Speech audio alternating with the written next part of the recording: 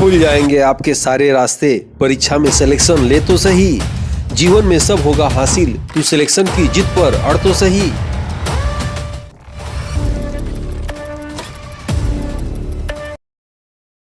सिपाही selection batch में आप सबका स्वागत है।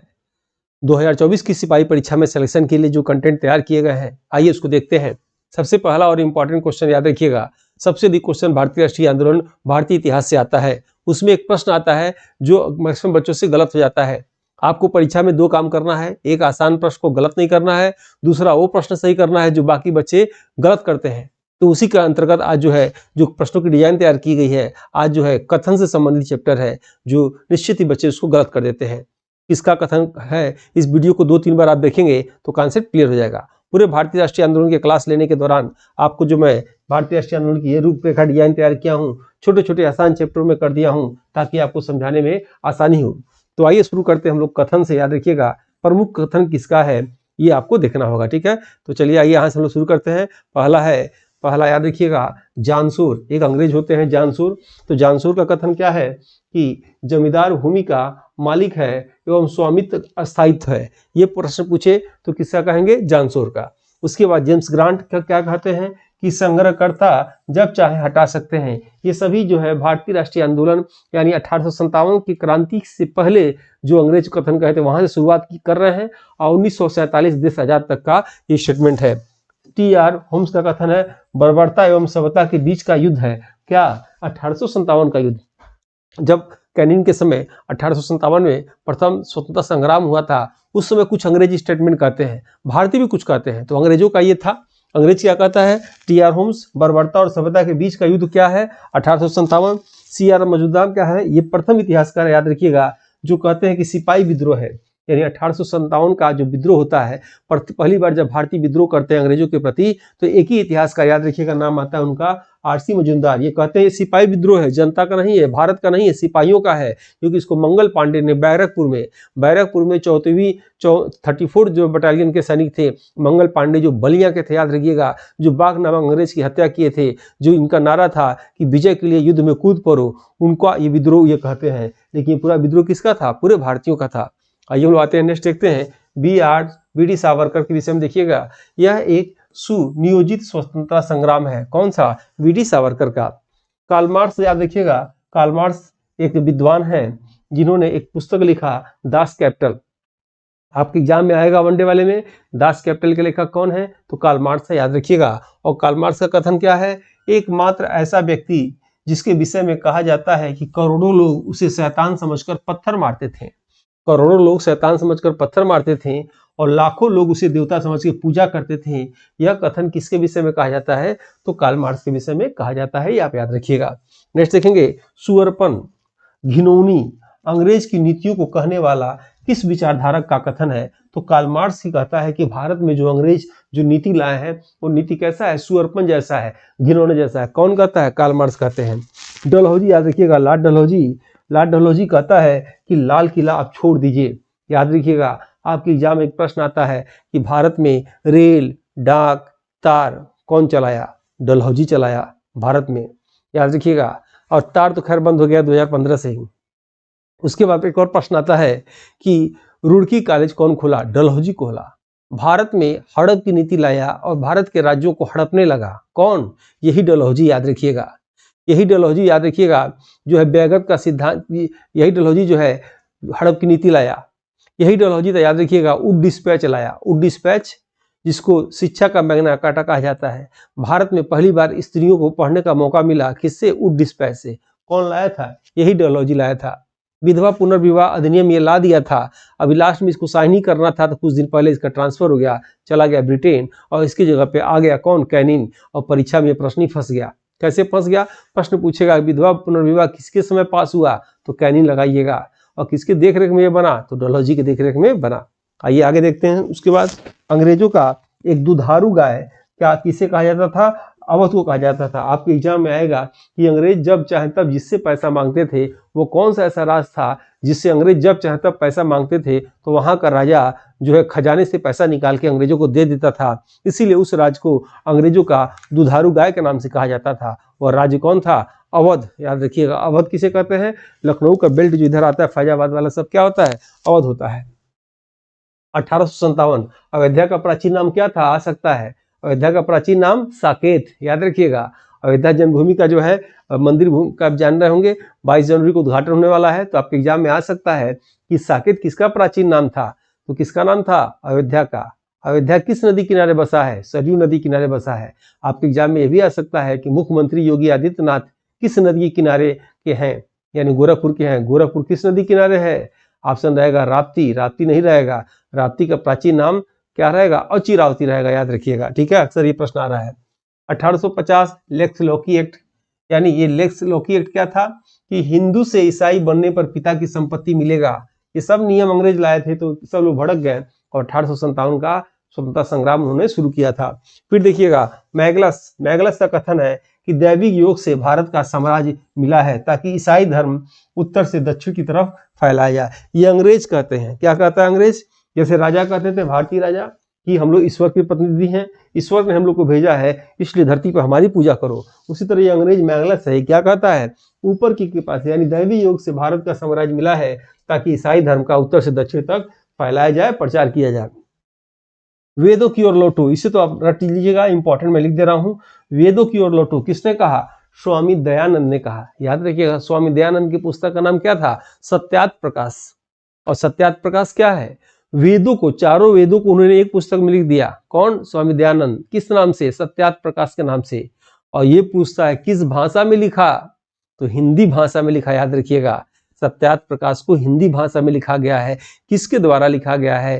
तो स्वामी दयानंद के द्वारा लिखा गया है। चलिए कमेंट बॉक्स में बताइए स्वामी दयानंद का बचपन का नाम क्या था, ये आपको कमेंट बॉक्स में बताना है। रेगुलर क्लास में जुड़ जाइए, थोड़ा मेरा नया चैनल है तो इसलिए आप लोग इसको लाइक, सब्सक्राइब और अपने ग्रुप में सब लोग शेयर कर दीजिए ताकि मेरा चैनल भाई कुछ आगे बढ़ जाए, मोनेटाइज हो जाए। और मैं आप लोग की परीक्षा तक मेहनत करूंगा और जो है निस्वार्थी मेहनत कर रहा हूं तो कुछ मेरा भी काम हो जाए। इसलिए आप लोग क्या करेंगे, इसको लाइक, सब्सक्राइब और अपने सभी ग्रुप में शेयर कर दीजिएगा। ये आपसे मेरी गुजारिश है, ठीक है, एक टीचर का गुजारिश है आपसे। नेक्स्ट देखेंगे, मंगल पांडे का कथन क्या है कि धर्म के लिए विजय के लिए उतर पड़ो। क्या है? धर्म के लिए विजय के लिए उतर पड़ो। मिर्जा गालिब का क्या कथन है? मेरे सामने एक रक्त का समुंदर है। मेरे सामने रक्त का समुंदर किसका है? मिर्जा गालिब का है। हीरोज, याद रखिएगा, हीरोज कौन था?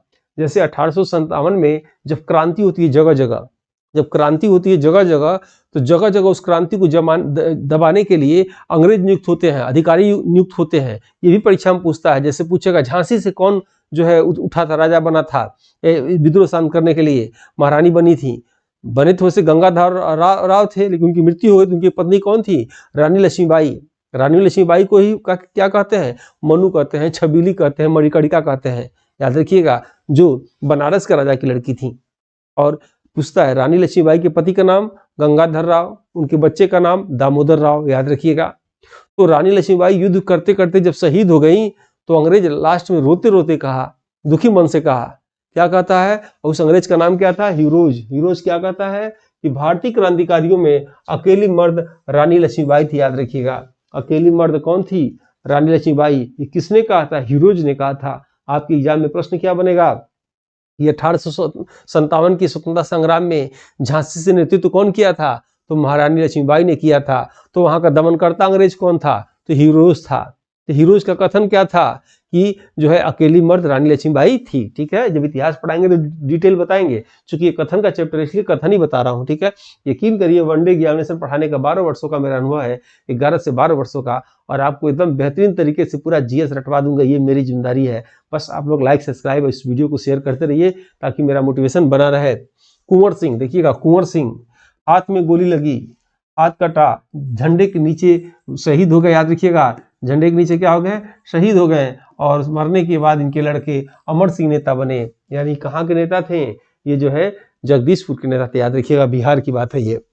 कैनिन, लॉर्ड कैनिन है, लेकिन लॉर्ड हम लोग नहीं पढ़ेंगे। लॉर्ड मतलब भगवान होता है, इससे भगवान नहीं थे। कैनिन के विषय में पढ़ेंगे। कैनिन क्या कहता है कि भारतीय शासकों ने तूफान को रोकने के लिए अवरोध का कार्य किया, यानी 1857 की जो क्रांति हुई उसमें ये जो है कैनिन कहता है कि भारतीय शासकों ने तूफान को रोकने के लिए अवरोध का कार्य किया। ये कैनिन के विषय में जानते होंगे। कैनिन कौन था?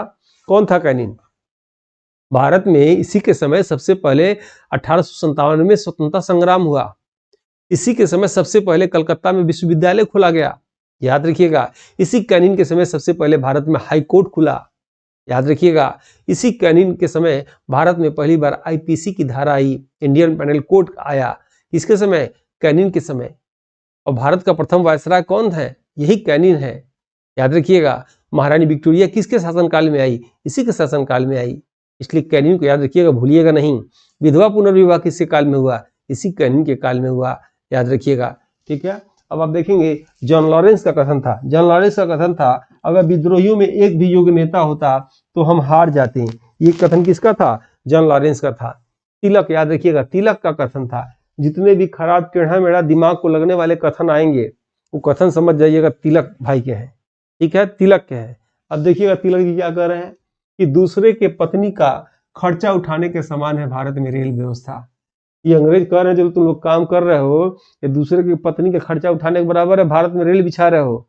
और भारत में रेल कब बिछा? 1853 में। 53 में एक ही बार रेल डाक तार खुला, याद रखना। 1853 में बंबई से थावे 34 किलोमीटर भारत में सबसे पहले रेल बैठा। क्लियर है? पूछे गलत नहीं होगा तो चलिए कमेंट बॉक्स में बताइए, वर्तमान में सबसे तेज कौन सी गाड़ी चलती है, ट्रेन चलती है, प्रश्न आएगा।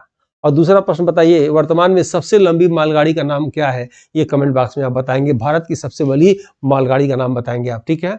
अब देखिएगा आगे यहाँ पे जेबी जोशी का कथन था कि भारत की तरफ से रेलवे ब्रिटिश उद्योगों को दी जाने वाली आर्थिक सहायता जैसा है। क्या? ये जो है रेलवे। उसके बाद एडिसन अर्नाल्ड का कथन था कि रेलवे भारत के लिए वह कार्य कर देगी जो अकबर टीपू सुल्तान नहीं कर पाए। याद रखिएगा, कौन कहता है? एडिसन जवाब देता है किसका? तिलक का। कहता है कि रेलवे वो काम कर जाएगी जो टीपू सुल्तान और अकबर नहीं किए। एक बात तो सही है भाई, उन्हीं सब का बिछाया हुआ रेल है जो आज भी चल रहा है, मजबूती से चल रहा है। अंग्रेजों का एक चीज मानना पड़ेगा, जो बिल्डिंग बना दी है अभी तक, आज तक खड़ा है बिल्डिंग। कोई शहर में देख लीजिए पुरानी बिल्डिंग जीआईसी वैसी सब बना हुआ है, आज भी मजबूती के साथ खड़ा है। कुछ काम तो अच्छा किए थे लेकिन कुछ काम वो खराब भी कर दिए थे। उसके बाद देखिएगा दादा भाई नौरोजी द्वारा लंदन में एक लेख निकाला गया, इंग्लैंड डेस्क टू इंडिया। इसी में धन निकासी का सिद्धांत दिया गया। अब जो मैं बोल रहा हूँ ध्यान से सुनिएगा, जैसे पिक्चर देखने से आप लोग को याद हो जाता है, उसी तरह समझ लीजिए पिक्चर है। ये पिक्चर देखिए, ध्यान सुनिए, आपको याद हो जाएगा। आपके एग्जाम में पूछता है कि भारत का भीष्म पितामह या great old man of India, इसी को अंग्रेजी में कहते हैं, भारत का भीष्म पितामह किसे कहा जाता है? तो क्या लगाएंगे? दादा भाई नौरोजी। पूछेगा धन निकासी का सिद्धांत किसने दिया था? तो दादा भाई नौरोजी। एक किताब खूब पूछता है एग्जाम में, poverty and un-British rule of India, किसका है ये पुस्तक? तो दादा भाई नौरोजी। भारतीय राष्ट्रीय कांग्रेस के प्रथम पारसी अध्यक्ष कौन बने थे? यही दादा भाई नौरोजी। याद रखिएगा, 100 धाम मरने के बाद पारसी धर्म में क्या किया जाता है कि अब तो कम होता है, लेकिन एक नियम उन्हीं धर्म में है कि लाश को पेड़ के नीचे, खंबे के नीचे एकांत में बांध दिया जाता था सुनसान जगहों पे, और जितने कौवे हुए आते थे उस लाश को खाते थे। लाश में जो हड्डी उड्डी बचता था तब जाकर उसको दफनाया जाता था। यह किस धर्म की विशेषता है? तो पारसी धर्म की विशेषता है, ऐसा किताबों में लिखा हुआ है। यानी अभी अब सब धर्मों में आ गया है। जैसे हम लोग क्या करते हैं, जैसे मैक्सिमम लोग जो पढ़े लिखे लोग हैं बड़े बड़े शहरों में क्या होता है कि जीते जी क्या करते हैं, अंगों का दान कर देते हैं। भाई हम मर जाएंगे तो मेरा आंख नाक कान निकाल लेना, किसी के काम आ जाए तो अच्छा ही है। इसी को क्या बोलते हैं? अंग दान बोला जाता है, ठीक है। तो फिर आगे देखते हैं हम लोग, आगे नेक्स्ट पेज पे आ जाए। समझ में आ रहा है? समझ में आ रहा है तो कमेंट लिख देना भाई। ऑनलाइन का जमाना है, ठीक है, लेकिन यही अब ऑनलाइन है, जैसा देश वैसा भेज किया जाएगा, अब वैसे ही क्लास किया जाएगा। जीएस के लिए मेरे क्लास पे आप लोग आ जाइए, और जितना अधिक लोग आएंगे उतने मन से और आप हम ठीक से पढ़ाएंगे। इसीलिए आप सबसे कह रहा हूं कि जो है लाइक सब्सक्राइब और शेयर कर दीजिए। एक टाइम मैं बना लूंगा अभी कुछ दिन बाद से, उस टाइम से डेली आऊँगा और जितना मुझे याद है 1 घंटा आपके सामने बड़ा करूँगा। याद रखिएगा, वो सभी बातें बोलूँगा जो सालवर्ड में है, जो परीक्षा में आता है और आएगा, ये मेरी गारंटी है। फिर देखिएगा रमेश चंद्र दत्त, इनका एक चीज पूछता है रमेश चंद्र दत्त का, याद रखिएगा, इनकी पुस्तक का नाम पूछता है, ठीक है। रमेश चंद्र दत्त के आर्थिक इतिहास की पुस्तक याद रखिएगा, इकोनॉमिक हिस्ट्री ऑफ इंडिया, ये पूछता है, याद रखना। इकोनॉमिक हिस्ट्री ऑफ इंडिया किसका है? तो रमेश चंद्र दत्त का है, याद रखना, ठीक है। इसमें लिखा है, क्या लिखा है? सूर्य द्वारा जल का ग्रहण करना ही अंग्रेजों को कर देने जैसा है। अंग्रेजों द्वारा लिया गया कर टेम्स नदी के किनारे वर्षा करता है और राजाओं द्वारा लिया गया कर भारत में वर्षा करता है। ये प्रश्न याद रखना, किसका है? आरसी दत्त का है, रमेश चंद्र दत्त का है, कि अंग्रेजों को जो पैसा दोगे तो सूर्य को जल पिलाने के बराबर है, ठीक है, ये उनका कहना था। नेक्स्ट देखिएगा, शिशिर कुमार घोष, शिशिर कुमार घोष की पत्रिका का नाम अमृत बाजार, याद रखिएगा। और इनका कथन था कि अंग्रेज यह नहीं जानते कि इस शल्य क्रिया के फलस्वरूप उनका मरीज किस परिस्थिति में पहुंच जाएगा, किस परिस्थिति में पहुंचेगा, ये अंग्रेज नहीं जानते। फिर देखिएगा, एओ ह्यूम का विचार है, क्यों न एक ऐसा संगठन बना दें जिसमें लोग बैठेंगे, अपनी समस्या कहेंगे एवं नीतियों को समझेंगे, उसे ही सेफ्टीवाल का सिद्धांत कहा जाता है। सेफ्टीवाल का सिद्धांत एक बार 1857 में जब क्रांति हुआ, आपको बताया था किसके समय? कैनिंग के समय। तो जो है अंग्रेज घबरा गए, लगा कि भारत उनके हाथ से निकल जाएगा, तुरंत भाग के ब्रिटेन से महारानी विक्टोरिया आई। और उसके बाद जो वहाँ जो गवर्नर थे भारत के, वो डर गए कि फिर कुछ ऐसा ना हो जाए, ऐसा होगा फिर ब्रिटेन से कोई आ जाएगा, वहाँ का राजा महाराजा, और हमारी कुर्सी हिला देगा। इसलिए उन्होंने सोचा कि एक ऐसा ना क्यों ना पार्टी बनाया जाए, एक संस्था बनाया जाए, जिस संस्था में हम लोग भी रहेंगे और ये सब भी रहेंगे, और जो ये सब गतिविधि करते रहेंगे तो हम लोग को मालूम चल जाएगा, यानी वो सेफ्टी वाल की तरह काम करेगा। इसीलिए एओ ह्यूम ने क्या किया, 28 दिसंबर 1885 को बंबई में भारतीय राष्ट्रीय कांग्रेस की स्थापना कर दिया कि हम लोग भी उसी में रहेंगे, तुम लोग भी उसी में रहोगे, जो कुछ करोगे हम लोग को मालूम चल जाएगा। लेकिन तीसरा अधिवेशन, याद रखना, पूछता है भारतीय राष्ट्रीय कांग्रेस का तीसरा अधिवेशन में जो है ये सब उल्टा हो जाता है।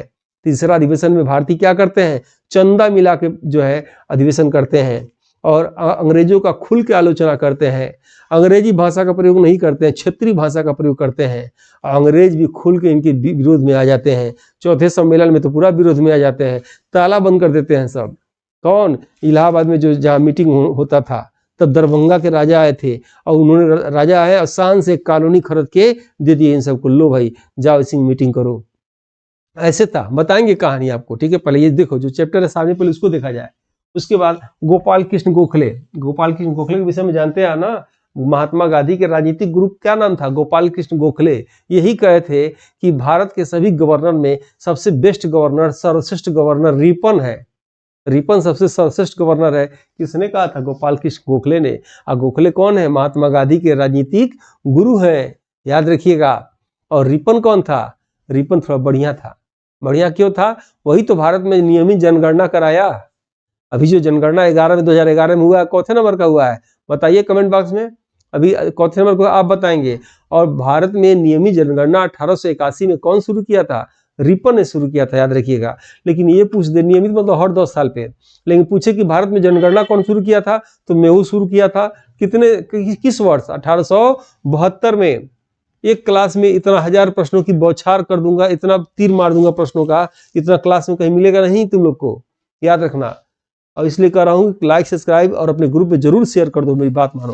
फिर देखो गोपाल कृष्ण गोखले का कथन क्या था कि कांग्रेस की स्थापना कोई भारतीय कर ही नहीं सकता। ये तारीफ कर रहे हैं, जान रहे बड़ा बढ़िया कर रहे हैं, वो सब तो अपने लिए किए सब। अब बात देखिएगा, भारतीय राष्ट्रीय कांग्रेस की स्थापना के बाद क्या होता है, उसी में नौरोजी क्या कहते हैं, कहते हैं, ये भी बढ़िया बढ़िया बात करते हैं, ये भी कहते हैं राजा जनता के लिए बने हैं और जनता राजा के लिए बने हैं। याद रखिएगा, जो है नौरोजी क्या कहते हैं, राजा जनता के लिए बने हैं और जनता राजा के लिए बनी है। अंग्रेजों के प्रति बड़ा बढ़िया रहते हैं सब। कब तक? 1919 तक, जलियांवाला बाग कांड के समय तक।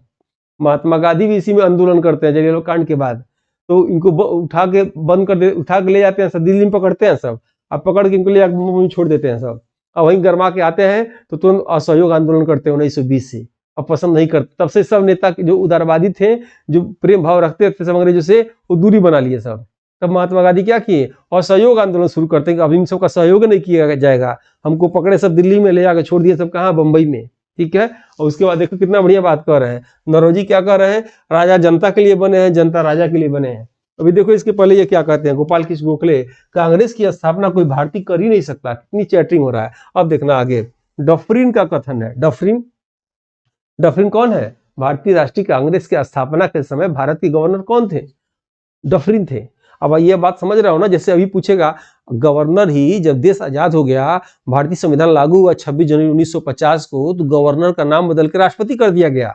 यानी आजादी से पहले राष्ट्रपति को गवर्नर कहते थे। आज जैसे प्रदेश वाला गवर्नर वही है। जैसे मान लो पूछेगा उत्तर प्रदेश के गवर्नर कौन है, तो क्या आंसर दोगे? आनंदीबेन पटेल। अब पूछेगा भारत के गवर्नर कौन है, तो श्रीमती द्रौपदी मुर्मू। गवर्नर कह सकते हैं, लेकिन गवर्नर नहीं कहा जाता है। क्या कहा जाता है? उनको जो है राष्ट्रपति कहा जाता है। यानी भारत के उस समय राष्ट्रपति या कह सकते हो गवर्नर कौन थे जो है भारतीय राष्ट्रीय कांग्रेस के समय? Dufferin, Dufferin, Dufferin.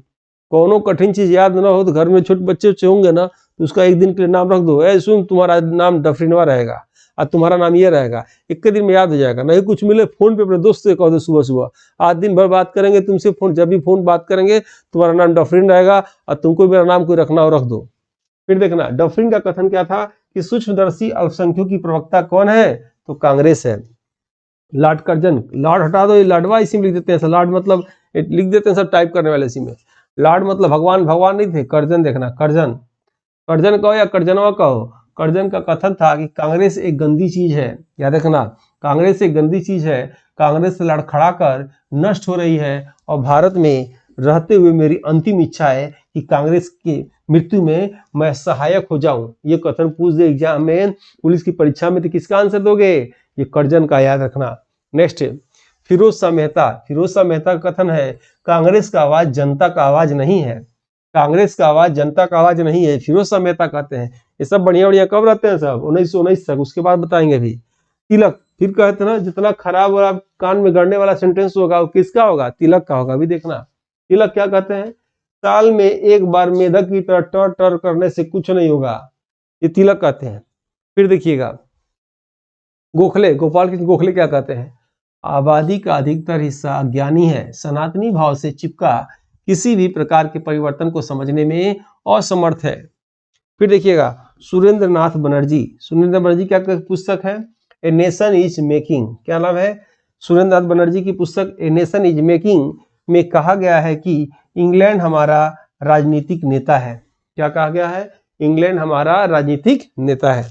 फिर देखिएगा लाला लाजपत राय का कथन है कि हमें अपना मुंह राजभवन से हटाकर जनता की ओर करना होगा, या हमें अपना मुंह राजभवन से हटाकर झोपड़ियों की ओर मोड़ना होगा। हम अपना, याद रखिए, हम अपना मुंह सरकार से अपील करने के लिए न खोलें, बल्कि आम जनमानस से अपील करने के लिए खोलें। कौन कहते हैं? लाला लाजपत राय कहते हैं। यही क्या करते हैं? साइमन कमीशन का विरोध करते हैं लाहौर में, और एक अंग्रेज एक लाठी मार देता है सर पे और कुछ दिन बाद की मृत्यु हो जाती है। और बदला कौन काटते हैं? भगत सिंह काटते हैं। अब उसके बाद में भगत सिंह को फांसी कब होती है? 23 मार्च 1931 को फांसी हो जाती है। नेक्स्ट देखिएगा लाला लाजपत राय का कथन था कि नरमपंथियों ने 20 वर्षों तक जो निरंथक आंदोलन चलाया, उसमें इनको रोटी के स्थान पे पत्थर मिला। कौन कहा? लाला लाजपत राय। फिर देखिएगा लाला लाजपत राय क्या कहते हैं? कांग्रेस अधिवेशन को कहा ये शिक्षित भारतीयों का राष्ट्रीय मेला है। ठीक है। बाल गंगाधर तिलक फिर आ गए, कहते हैं कि कांग्रेस अधिवेशन क्या कहते हैं? चापलूसों का सम्मेलन, छुट्टियों का मनोरंजन है। किसको? ये सब भारतीय राष्ट्रीय आंदोलन की जब स्थापना हो जाती है उसी को कहते हैं सब। ये क्या कहते हैं तिलक जो है कि चापलूसों का सम्मेलन है, ये जो भारतीय राष्ट्रीय आंदोलन जो एक साल में अधिवेशन हो रहा है, या छुट्टियों का मनोरंजन है, सब बीवी बच्चे लेकर चले आते हैं अपना मनोरंजन करने। लाला लाजपत राय क्या कहते हैं कि शिक्षित भारतीयों का राष्ट्रीय मेला है, ये ठीक है, इसमें आना चाहिए। फिर देखिएगा बिपिन चंद्र पाल क्या कहते हैं कि याचना संस्था है। भाई देखिए वीडियो थोड़ा लंबा जरूर होगा, लेकिन आपके लिए होगा, आप एक ही बार देख लेंगे, अच्छा रहेगा। जो भी मैं देख रहे होंगे, जो कुछ भी मैं बोल रहा हूँ आपके परीक्षा से संबंधित ही बोल रहा हूँ, और सब परीक्षा में आएगा, चाहे भले मैं जिस रूप में बोल रहा हूँ। नेक्स्ट देखेंगे, क्योंकि मैंने वचन दिया है क्लास में जो भी बोलूंगा परीक्षा संबंधित बोलूंगा, जो परीक्षा में आएगा वही बोलूंगा, नहीं तो नहीं बोलूंगा। अब यहाँ आना, बंकिम चंद्र चटर्जी ने कहा कांग्रेस अधिवेशन को, क्या कहा? कांग्रेस के नेता पदों के भूखे हैं। कांग्रेस के नेता पदों के भूखे हैं, याद रखना, ये कांग्रेस के नेता पदों के भूखे हैं। हर पढ़ाई कुर्सी मेज पे नहीं, कहीं भी होती रहती है, याद रखना। नेक्स्ट देखना, नंदलाल बोस द्वारा संविधान के पन्नों की चित्रकारी की गई। ये बहुत इंपॉर्टेंट है, नोट कर लीजिएगा। संविधान के पन्नों की चित्रकारी कब की, किसने किया? नंदलाल बोस ने किया। फिर आ गए गोपाल कृष्ण गोखले। गोपाल कृष्ण गोखले का कथन है कि बंग भंग एक निर्मम भूल है। बंग भंग मतलब क्या? बंगाल विभाजन। बंगाल विभाजन एक निर्मम भूल है। कर्जन की तुलना औरंगजेब से कहते हैं कि जैसे अंग्रेज आया था उसी तरह जो ये कर्जन है ये औरंगजेब के समान है। मिंटो देखिएगा, मिंटो क्या कहते हैं? सूरत में कांग्रेस विघटन हमारी सबसे बड़ी जीत है। 1907 में सूरत का विघटन हो जाता है और उसी विघटन में कहते हैं कि यह हमारी सबसे बड़ी जीत है। नेक्स्ट देखेंगे लेनिन। लेनिन एक अंग्रेज होता है, वो कहता है कि अब भारत को अंग्रेज अधिक दिनों तक गुलाम बनाकर नहीं रख सकते क्योंकि भारत का मजदूर जाग चुका है। ठीक है, लेनिन क्या कहते हैं? कथन है कि अब भारत को अंग्रेज अधिक दिनों तक गुलाम बनाकर नहीं रख सकते हैं क्योंकि भारत का मजदूर जाग चुका है। आरसी मजूमदार क्या कहते हैं? देखिएगा, आरसी मजूमदार का कथन है कि पाकिस्तान की नींव 1916 के लखनऊ अधिवेशन में रख दिया गया। पाकिस्तान की नींव 1916 के लखनऊ अधिवेशन में रख दिया गया।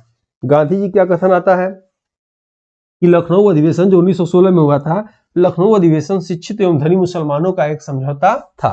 ठीक है, फिर आते हैं यजुर्वेद में। यजुर्वेद में कहा गया है कि ईश्वर सत्य है, ईश्वर सर्वव्यापी है, ईश्वर कर्कड़ में है। किसमें कहा गया है? यजुर्वेद में गया है। 4 वेद के विषय में जानते हैं, चारों वेदों में यजुर्वेद ही एक ऐसा है जो गद्य और पद दोनों में लिखा गया, याद रखिएगा। ठीक है, नेक्स्ट देखेंगे आप, गांधी जी क्या कहते हैं? सत्य ही ईश्वर है। जैसे वेद क्या कहता है? वेद कहता है ईश्वर ही सत्य है, ध्यान दीजिएगा। गांधी जी क्या कहते हैं? ईश्वर सत्य नहीं, सत्य ही ईश्वर है, यानी सत्य के मार्ग पे चलिएगा तो ईश्वर मिल जाएगा। फिर देखिएगा, गांधी जी का एक और कथन आता है कि यह धनी हिंदू और मुस्लिम अमीरों का सम्मेलन था। किसको? 1916 के सम्मेलन को ये कहते हैं। गांधी जी का कथन फिर आता है कि ये हमारा साम्राज्य है और साम्राज्य की सेवा न करना आत्महत्या के समान है। गांधी जी जो है भारतीयों को कहते हैं ऐसी बात। C.F. एंड्रूज, याद रखिएगा, C.F. एंड्रूज का कथन था जानबूझकर की गई क्रूर कार्रवाई। ठीक है, यानी किसको? जलियांवाला बाग कांड को कहते हैं। फिर गांधी जी कहते हैं जब जलियांवाला बाग कांड होता है तो भारत के तरफ से, कांग्रेस की तरफ से तहकीकात समिति की स्थापना होती है। कौन सी समिति? तहकीकात समिति की स्थापना होती है, जिसमें पंडित जवाहरलाल नेहरू, मोतीलाल नेहरू रहते हैं। तो ये कहते हैं सब कि अंग्रेजों को दोष है, लेकिन जो अंग्रेज रिपोर्ट निकलवाते हैं, सब जांच कराते हैं सब, उसमें कहते हैं अंग्रेज की गलती नहीं है। इसी पे गांधी जी गुस्सा आता है, और गुस्सा आता तो क्या कहते हैं कि कहते हैं जो तुम लोग रिपोर्ट दिए हो जलियांवाला बाग कांड के विरुद्ध में, वो क्या है? पन्ने दर पन्ने निर्लज सरकारी लिपापोती है। सॉरी। C.R. दास देखिएगा, C.R. दास क्या कहते हैं? कथन है कि शिक्षा इंतजार कर सकती है, स्वराज नहीं।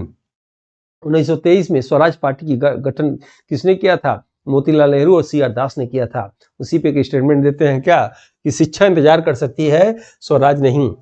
कांग्रेस से भी पवित्र एक और वस्तु है और वह भारतीयों की स्वतंत्रता है। ये भी कौन कहता है? ये भी C.R. दास कहते हैं। ठीक है, याद रखिएगा। 1 मिनट, थोड़ा सा जल पी लूं। नेक्स्ट देखिएगा, नेक्स्ट है नेक्स्ट है गांधी जी का पुनः कथन आता है। क्या कथन आता है? ये अगर इन कार्यक्रम पर अमल किया जाए तो 1 वर्ष के भीतर ही आजादी मिल जाएगी। ठीक है, टैगोर का क्या कथन आता है कि विदेशी वस्त्रों की होली जलाना निष्ठुर बर्बादी है। ये कौन कहता है? ये टैगोर कहते हैं। ठीक है, फिर देखिए गांधी जी क्या कथन आता है कि जो इनके साथ हो रहा है वही सही बर्ताव है। किसके साथ? गांधी जी के साथ। ठीक है, फिर देखिएगा गांधी, C.R. दास और MLN का संयुक्त बयान आता है कि जो स्वराज पार्टी के लोग जीत के गए हैं वह कांग्रेस के सदस्य हैं। याद रखिएगा, जो स्वराज पार्टी के लोग जीत के गए हैं वह कांग्रेस के सदस्य हैं। जो है ये कौन कहते हैं? गांधी, C.R. दास, यानी इसी को गांधी पैक्ट 1924 कहा जाता है। ऐसे समझिए आप। 1920 में असहयोग आंदोलन की स्थापना हुआ और ये आंदोलन चल ही रहा था कि 5 फरवरी 1922 को चौरी चौरा में कांड हो गया, चौरी चौरा कांड हो गया। उसके बाद फरवरी में कांड हुआ 1922 में, मार्च में महात्मा गांधी को जेल बंद कर दिया जाता है, 6 साल की सजा हो जाती है। अब ये 6 साल जब जेल में जाते हैं 6 साल के लिए, तब तो ये लगता है कि कांग्रेस कमजोर हो गई। तो इधर मोतीलाल नेहरू और C.R. दास मिलकर 1923 में स्वराज पार्टी की स्थापना कर लेते हैं। अब लग रहा भारत में एक और पार्टी हो गई, एक कांग्रेस थी, एक स्वराज भी हो गई। अब गांधी जी बात सुनते हैं तो जेल में ही कहते हैं मेरी तबीयत तो खराब हो रहा, बहाना लेके जैसे तैसे अपना स्वास्थ्य खराब करके जेल से बाहर आ जाते हैं, छूट जाते हैं और 23 में छूट जाते हैं। 23 में छूट के क्या करते हैं? 24 में चले जाते हैं। कहाँ? 24 में छूट के चले जाते हैं बम्बई और वही स्टेज पर से बोलते हैं इन लोग को लेकर साथ में कि जो स्वराज पार्टी का स्थापना हुआ है वो कांग्रेस पार्टी ही है और इसी को गांधीदास पैक्ट कहते हैं। प्रश्न आता है गांधीदास पैक्ट कब आया? तो 1924 में आया। क्या था? तो स्वराज पार्टी कांग्रेस पार्टी का ही जो है सदस्य है, यही गांधी पैक्ट था, ऐसे समझ लीजिएगा। फिर देखिएगा ML राय, ये क्या कहते हैं? मेरे सर पे मारी गई हर लाठी का आखिरी कील होगा भारतीय जयंती जो है भारतीय स्वतंत्रता पर। यानी बताए थे भी आपको कि ये राय लाजपत राय, ठीक है, LL राय लाला लाजपत राय, यानी क्या होता है जब साइमन कमीशन आता है, इसको विरोध लोग करते हैं लाहौर में। विरोध के दौरान लाला लाजपत राय को लाठी लग जाती है और लाठी लगने के बाद इनकी कुछ दिन बाद मृत्यु हो जाती है और लाठी लगने से पहले जब मृत्यु नहीं हुई होती है उसी समय उनका ये स्टेटमेंट आता है। फिर देखिएगा गांधी जी का एक और कथन आता है कि भारतीय सौरमंडल का एक सितारा डूब गया। नेक्स्ट देखेंगे बर्केड हेड, यानी उनकी जब मृत्यु होती है राय की, तब बर्केड हेड की चुनौती थी कि भारतीय स्वयं से संविधान का निर्माण नहीं कर सकते हैं। ये प्रश्न आ चुका है कि बर्केड हेल ने क्या कहा था, किसने कहा था कि भारतीय जो है निर्माण नहीं कर सकते हैं इसमें? तो किसने कहा था? बर्केड हेल ने कहा था, ठीक है। नेक्स्ट देखिएगा गांधी जी का एक और कथन आता है कि मैंने रोटी मांगी, रोटी के बदले पत्थर और इंतजार की घड़ियां समाप्त। कौन कहता है? गांधी जी कहते हैं। मोतीलाल नेहरू क्या कथन आता है कि दांडी यात्रा की तुलना भगवान श्री राम की लंका यात्रा से करते हैं। कौन? मोतीलाल नेहरू। सुभाष चंद्र बोस क्या कहते हैं कि दांडी यात्रा की तुलना नेपोलियन की यात्रा से करते हैं, यानी पेरिस से अलवा तक की। ये प्रश्न आता है, याद रखिएगा, पूछेगा महात्मा गांधी जब दांडी यात्रा निकाले थे तो दांडी यात्रा जो है श्री राम भगवान का यात्रा है, ये किसने कहा? तो मोतीलाल नेहरू ने कहा। लेकिन किसने कहा कि दांडी जो यात्रा है ये नेपोलियन की यात्रा है? तो सुभाष चंद्र बोस ने कहा था, याद रखिएगा। नेक्स्ट देखिएगा, अंग्रेज व्यंग स्वरूप कथन कहते हैं कि गांधी तब तक समुद्र जल को उबाल सकते हैं जब तक डोमिनियन स्टेट न मिल जाए। मतलब डोमिनियन स्टेट क्या होता है? अंग्रेज कहते हैं सब कि भाई देखो एक नियम ला रहे हैं, नियम यह है कि देश के अंदर तुम लोग का कानून चलेगा और देश के बाहर मेरा कानून चलेगा, और इस भारत में कोई अगर राज्य अगर अपने एक देश की तरह रहना चाहे तो रहे, इसी को डोमिनियन स्टेट कहा जाता है। तो वो कहा कि जो तब तक पानी उबाल सकते हैं जब तक जो है डोमिनियन स्टेट न मिल जाए। अंग्रेजों का कहना था कि एक व्यक्ति समुद्र से किनारे यदि नमक बना रहा है तो कोई प्रभाव नहीं पड़ता है, ठीक है। गांधी समझौता होता है तो अंग्रेज कहते हैं कि ठीक है अपने खाने भर का नमक वहां बना लीजिए, अब ज्यादा नमक मत बनाइएगा, जितना जरूरत हो उतना बना लीजिए। तो वो उसी पे अंग्रेज कहता है कि भाई एक व्यक्ति समुद्र के किनारे अगर नमक बना रहा है इससे क्या फर्क पड़ेगा? कोई फर्क नहीं पड़ेगा, ठीक है। गांधी जी का एक और कथन आता है, गांधी जी कथन है कि शक्ति के विरुद्ध अधिकार के इस युग में मैं विश्व की सहानुभूति की कामना करता हूं। ये किसने कहा था? ये भी गांधी जी ने कहा था। जल पी लूं, कभी खड़ा होकर जल नहीं पिया जाता, याद रखना।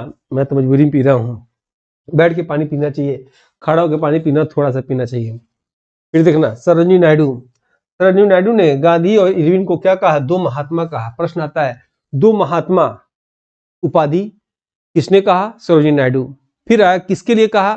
तो याद रखना महात्मा गांधी और इरविन को, यहाँ लिखा हुआ महात्मा गांधी और इरविन को। फिर देखिए कराची अधिवेशन में कहा गया कि गांधी मर सकता है लेकिन गांधीवाद सदैव जीवित रहेगा। क्यों कहा गया? आप जानते होंगे 1931 में भगत सिंह को फांसी दे दी गई। उसी बीच गांधी इरविन समझौता होता है 31 में, गांधी जी सक्रिय भी रहते हैं। गांधी इरविन समझौते में क्या होता है कि पूरा समझौता कई पन्नों का हो जाता है, लेकिन गांधी जी एक बार भी नहीं कहते हैं कि भगत सिंह को छोड़ दिया जाए। गांधी जी भगत सिंह के विषय में कुछ नहीं कहते हैं, और जब कुछ नहीं कहते भगत सिंह को फांसी हो जाता है। आप जाते हैं लाहौर में तो वहीं जो है इनको काला झंडा दिखाते हैं सब कि जो है आप ये काला झंडा देखिए। फिर गांधी जी क्या कहते हैं कि स्टेटमेंट आता है, ठीक है भाई गांधी मर सकता है लेकिन गांधीवाद सदैव जिंदा रहेगा। याद रखना कौन कहता है? ये कराची अधिवेशन में कहा गया, गांधी मर जाएगा लेकिन गांधीवाद जिंदा रहेगा। अंबेडकर, डॉक्टर अंबेडकर का कथन था कि क्षणिक भूत की तरह जो है गांधी क्षणिक भूत की तरह धूल उड़ाते हैं, अपना अस्तर नहीं उठाते हैं। कौन कहा? डॉक्टर अंबेडकर ने कहा। तो कौन है डॉक्टर अंबेडकर? आधुनिक मनु को डॉक्टर अंबेडकर कहा जाता है। जन्म महू जिला मध्य प्रदेश में हुआ था, याद रखिएगा। डॉक्टर अंबेडकर बैरिस्टर की उपाधि उन्होंने प्राप्त किया था। भारतीय संविधान को लिखने वाले महान व्यक्ति जो है फ्रैंक मैरिस कौन थे? फ्रैंक मैरिस ब्रिटिश पत्रकार थे, याद रखिएगा। और इनका कथन था कि अर्धनग्न फकीर के द्वारा ब्रिटिश प्रधानमंत्री से बातचीत हेतु सेंट पॉल पैलेस में सीढ़ियों पर चलने वाला दृश्य क्या है? अद्भुत है। ठीक है, अर्धनग्न फकीर जो द्वारा ब्रिटेन के प्रधान चलने वाला क्या है, यानी अर्धनग्न फकीर किसे कहा जाता है? महात्मा गांधी को। अर्धनग्न फकीर के द्वारा ब्रिटिश प्रधानमंत्री से बातचीत हेतु जब द्वितीय गोलमेज सम्मेलन में महात्मा गांधी जाते हैं तो सम्मेलन कहाँ होता है? सेंट पॉल पैलेस में होता है, लंदन में। तो उस पर चलने के लिए पैलेस में सीढ़ी चलना पड़ता है। तो ये अपना एक धोती वोती पहन गए थे, जो धोती पहनते लपेट के ऐसे चल रहे थे, तो देखा तो स्टेटमेंट दे दिया। कौन? वहीं का पत्रकार, क्या नाम था? फ्रैंक मैरिस। कहता है अर्धनग्न फकीर के द्वारा ब्रिटिश प्रधानमंत्री से बातचीत हेतु सेंट पॉल पैलेस में सीढ़ियों पर चलने वाला दृश्य क्या है? अद्भुत है, याद रखना। फिर देखना, टैगोर का कथन है कि भारत की एकता अखंडता के लिए यह आवाज एक उत्कृष्ट बलिदान है। कौन कहता है? टैगोर कहते हैं। गांधी कथन क्या आता है? पट्टाभी की हार मेरी हार है। याद रखना, जब भारतीय राष्ट्रीय कांग्रेस के अधिवेशन में जब पट्टाभी और राजेंद्र जो ये सुभाष चंद्र बोस उठे रहते हैं, तो उस समय क्या होता है कि पट्टाभी हार जाते हैं, सुभाष चंद्र बोस जी जाते हैं। उसी पर गांधी जी क्या कहते हैं? पट्टाभी हार गया, भाई पट्टाभी सीतारामैया हार गए, तो इसकी हार नहीं, मेरा हार है। इसी जब सुभाष चंद्र बोस, तुरंत उनको बुरा लगा और अध्यक्ष पद से रिजाइन दे दिए। प्रश्न आता भी है, रिजाइन दे दिए तो कौन अध्यक्ष बना? तो डॉक्टर राजेंद्र प्रसाद अध्यक्ष बने। ठीक है, और रिजाइन होकर किनारे हो गए अपना, कहा ठीक है लो चलाओ तुम लो। फिर देखिएगा, जवाहरलाल नेहरू का कथन था कि जिस डोमिनियन स्टेट की स्थिति पर यह प्रस्ताव आधारित है वह दरवाजे में जंग लगी कील के समान है। फिर देखिएगा, मुस्लिम लीग का कहना है कि पाकिस्तान की बात आपने नहीं की इसलिए ठुकरा रहे हैं। यानी कौन? नेहरू प्रस्ताव ठुकरा रहे थे, तब ये कहते। जवाहरलाल नेहरू का कथन था कि मेरे पुराने मित्र किस शैतान के वकील बनकर आए थे, इनको हम शामिल कर लें तो भारत कई राष्ट्र में बट जाएगा। यानी कह रहे हैं क्रिप्स मिशन हम नहीं मानेंगे। क्रिप्स प्रस्ताव क्या था? द्वितीय विश्व युद्ध के दौरान आते हैं सब अंग्रेज, कहते हैं सब भाई युद्ध, हमारी बात मान जाइए, युद्ध जब बीत जाएगा तो हम आपको संविधान का निर्माण करेंगे। जो बातें कहते हैं वो भारतीयों को पसंद नहीं आता है। गांधी जी, पंडित जवाहरलाल नेहरू, ये लोग क्या करते हैं? मोतीलाल नेहरू तो मर गए थे 30 में ही, तो ये क्या कहते हैं लोग? इसका विरोध करते हैं लोग, ऐसे समझना। नेक्स्ट देखना, फिर महात्मा गांधी क्या कहते हैं? क्रिप्स मिशन को क्या कहते हैं कि तुम लोग का जो प्रस्ताव है ये पोस्ट डेटेड चेक है। देखिए गांधी जी का फिर कथन क्या आता है? यदि कांग्रेस संघर्ष के मेरे इस प्रस्ताव को अस्वीकार करती है तो मैं इस देश की बालू से कांग्रेस से भी बड़ा आंदोलन खड़ा कर दूंगा। गांधी जी 1942 में भारत छोड़ो आंदोलन में कहते हैं कि हे कांग्रेस, अगर मेरा साथ नहीं दिए तो याद रखना इस देश की एक मुट्ठी बालू से तुमसे भी बड़ा संगठन खड़ा कर दूंगा। कौन कहता है? गांधी जी कहते हैं। कब कहते हैं? भारत छोड़ो आंदोलन के समय कहते हैं। फिर देखना, गांधी जी ने मुंबई के ग्वालियर टैंक में यह भाषण दिया कि हम अपनी गुलामी को अस्थायी बनाए जाना देखने के लिए जीवित नहीं रहेंगे। कांग्रेस या तो कार्य करेगी या फिर मर जाएगी। अर्थात करो या मरो का नारा कौन दिया? यही महात्मा गांधी देते हैं। किसमें? भारत छोड़ो आंदोलन में देते हैं। ठीक है, पूछेगा ऑपरेशन जीरो ओवर किसके आया था? तो भारत छोड़ो आंदोलन में ऑपरेशन जीरो ओवर लाया गया था अंग्रेजों द्वारा। इसी की तरह से रात को 12 बजे से ठूस ठूस के जेल में भर रहे थे सब जितने नेता थे। नेक्स्ट देखना, पट्टाभी सीतारामैया का कथन था कि गांधी किसी अवतार की प्रेरक शक्ति से प्रभावित होकर भाषण दे रहे हैं। कौन कहा? पट्टाभी सीतारामैया। 9 अगस्त 1942 को यह नारा दिया गया, प्रत्येक व्यक्ति अपना नेता स्वयं है। जब भारत छोड़ो आंदोलन में नेताओं को पकड़ पकड़ के दिल में ठूसा जा रहा था, बंद किया जा रहा था, तुरंत अनाउंस कर दिया गया रेडियो के माध्यम से। उषा मेहता, याद रखिएगा, उषा मेहता और राम मनोहर लोहिया, ये दोनों लोग जो है रेडियो से संचालन करते थे और कहे उसी बीच कि भाई नेता लोग को बंद कर दे रहे हैं तो ये आंदोलन बंद नहीं होगा। याद रखना, प्रत्येक व्यक्ति स्वयं में नेता है। और याद रखना, एक बात भी एक क्लास ध्यान से सुन रहे हो, देख रहे हो, एग्जाम में हाल में आ गया, एग्जाम में प्रश्न तो गलत नहीं होगा, क्योंकि इस तरीके से हम लोग पढ़ाते पढ़ाते हम लोग का अनुभव हो गया है। प्रश्न देखोगे तो ऑप्शन में तुरंत दिमाग हो जाएगा, यही सर क्लास में बताए थे। ठीक है, फिर देखना हिटलर का क्या कथन आता है कि युद्ध में जीव महत्वपूर्ण है न कि नीति। अल्बर्ट आइंस्टीन का क्या कथन आता है कि दुनिया विश्वास नहीं करेगा कि हाड़ मांस के व्यक्तित्व का भी भारत में आया था, कि दुनिया विश्वास नहीं करेगा कि हाड़ मास का व्यक्ति भी भारत में आया था। फिर देखना 10 फरवरी 1943 को 21 दिन के लिए उपवास पर जो है 1943 को 10 फरवरी 1943 को 21 दिन के लिए उपवास पर बैठे गांधी जी के संबंध में कहा गया कि ऐसा लगा कि गांधी कभी भी मर सकते हैं, इसलिए उन्हें छोड़ दिया गया। वही भारत छोड़ो आंदोलन में जब उनको बंद कर दिया गया था, लेकिन गांधी जी जब मरने वाले थे तो लगा तो वे उपवास खुद तोड़ दिए। ये कौन इसका है? गांधी जी के विषय में कहा जाता है। चर्चिल ने क्या कहा? कंडा लकड़ी सभी का व्यवस्था जेल में करो, मरते ही उनको वहीं फूंक दिया जाएगा। उसको चर्चिल क्या कहते हैं? चर्चिल का कथन था कि जब हम सारी दुनिया में जीत रहे हैं तो एक कमबख्त बुढ़े के सामने कैसे झुक सकते हैं। कौन कह रहा है? चर्चिल। ये चर्चिल कौन था? ब्रिटेन का प्रधानमंत्री। जब भारत छोड़ो आंदोलन हो रहा था उस समय ब्रिटेन का प्रधानमंत्री कौन था? जो है यही चर्चिल था। और 1857 के समय ब्रिटेन का प्रधानमंत्री कौन था? पामस्ट्रान था। देश जब आजाद हुआ 1947 में, उस समय ब्रिटेन का प्रधानमंत्री कौन था? एटली था। ये आप हमेशा याद रखिएगा। जो है गोलमेज सम्मेलन के लिए कौन था? तो मैकडोनाल्ड था, याद रखिएगा। फिर नेक्स्ट देखेंगे आप फ्रैंक मॉरिस। फ्रैंक मॉरिस क्या कहते हैं? अर्धनग्न फकीर। किताब में गाइड में आप देखेंगे कि गांधी जी को अर्धनग्न फकीर किसने कहा? तो चर्चिल ने कहा। गलत है, ऐसा मत करिए, एग्जाम में गलत करता है उसको। यानी अर्धनग्न फकीर किसने कहा? फ्रैंक मॉरिस ने कहा, ब्रिटिश पत्रकार था। डॉक्टर ईश्वरी प्रसाद ने कहा फ्रांस में बास्टिल का पतन हुआ। जल्दी ये समाप्त होने जा रहा है। तेज बहादुर स्प्रू ने कहा कि भारत छोड़ो आंदोलन को असामाजिक और अकल्पनित कहा। किसने कहा? तेज बहादुर स्प्रू ने कहा। ठीक है। उसके बाद डॉक्टर अम्बेडकर ने क्या कहा? कानून व व्यवस्था को कमजोर करना पागलपन है, जबकि दुश्मन हमारे दरवाजे पर खड़ा है। ये किसने कहा? अम्बेडकर ने कहा। फिर देखिएगा सुभाष चंद्र बोस से ICS के सिलेक्शन के इंटरव्यू में पूछा गया कि क्या आप बाहर जो पेड़ दिखाई दे रहा है आप उसकी लंबाई बता दे सकते हैं? तो उन्होंने कहा हाँ, वह आधे से दुगनी है। ये किसने कहा था? ये सुभाष चंद्र बोस ने कहा था। जब वो लोग IAS की परीक्षा निकाले थे, इंटरव्यू में पूछा गया वो सामने पेड़ दिखाई दे रहा है, वो पेड़ की लंबाई बताएंगे? उन्होंने कहा हाँ बता सकते हैं। कहा बताइए। उन्होंने कहा पेड़ जो है आधे से डबल की लंबाई है। तो चुप हो गए, समझ गए लोग। सुभाष चंद्र बोस ने जापान से रेडियो का प्रथम संदेश में महात्मा गांधी को राष्ट्रपिता कहा था। महात्मा गांधी को राष्ट्रपिता कौन कहा था? सुभाष चंद्र बोस ने जापान के रेडियो से। लेकिन गांधी जी को महात्मा किसने कहा था? रविन्द्रनाथ टैगोर ने कहा था। और जब महात्मा गांधी जी खुश हो गए, अरे भाई हमको तो महात्मा सब दे रहे हैं, उपाधि दे रहे हैं रविन्द्रनाथ टैगोर, तो खुश होकर तुरंत एक उपाधि दे दिए। किसका? गुरुदेव का।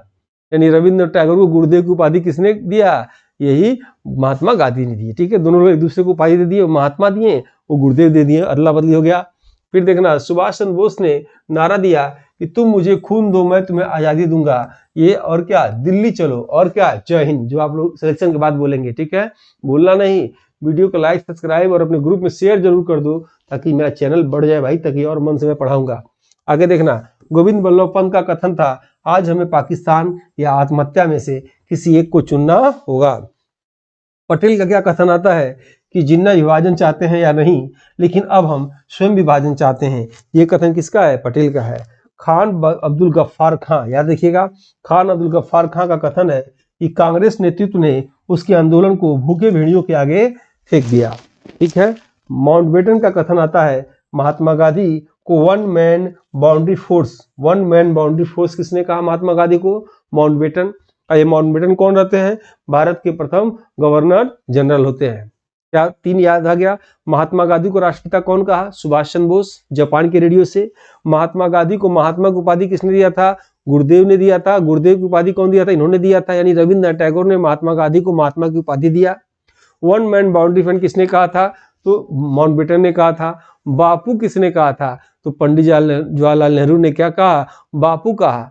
अर्धनग्न फकीर किसने कहा? फ्रैंक मॉरिस ने कहा, ब्रिटिश पत्रकार था। ये आप याद रखिएगा। फिर देखिएगा आजादी के दिन SS सुब्बलक्ष्मी द्वारा 2 भारतीय गीत गाया गया। सारे जहां से अच्छा हिंदुस्तान हमारा किसने गाया? SS सुब्बलक्ष्मी ने गाई थी। और जनगण मन अधिनायक जय, ये किसने गाया था? ये किसने किया था? ये भी किया था। फिर देखिएगा सिस्टर निवेदिता, बस से क्लास लास्ट होने जा रहा है। सिस्टर निवेदिता का कथन है ब्रिटिश साम्राज्य प्रत्येक स्तर पर भ्रष्ट है। ठीक है। मदन लाल धिंगड़ा ने फांसी से पहले एक कथन कहा कि भारत भारतीयों को यह सीखने की जरूरत है कि मरा कैसे जाता है और यह सिखाने का मेरे पास एक ही तरीका है, स्वयं का मरना। पूछेगा भारत की प्रथम किस व्यक्ति को फांसी दिया गया, राजनीतिक फांसी, तो क्या आप कहेंगे मदन लाल धिंगड़ा को दिया गया। और उन्हीं का कथन था, क्या कथन था फिर से देख लीजिए कि धिंगड़ा ने फांसी से पहले एक कथन कहा कि भारतवासियों को यह सीखने की जरूरत है कि मरा कैसे जाता है और यह सिखाने में मेरे पास एक तरीका है, स्वयं मरना। ठीक है, और ये आखिरी पेज है। बहुत देर तक आपने वीडियो देखा, धन्यवाद इसके लिए। और जो है शेयर जरूर करिए इस वीडियो को।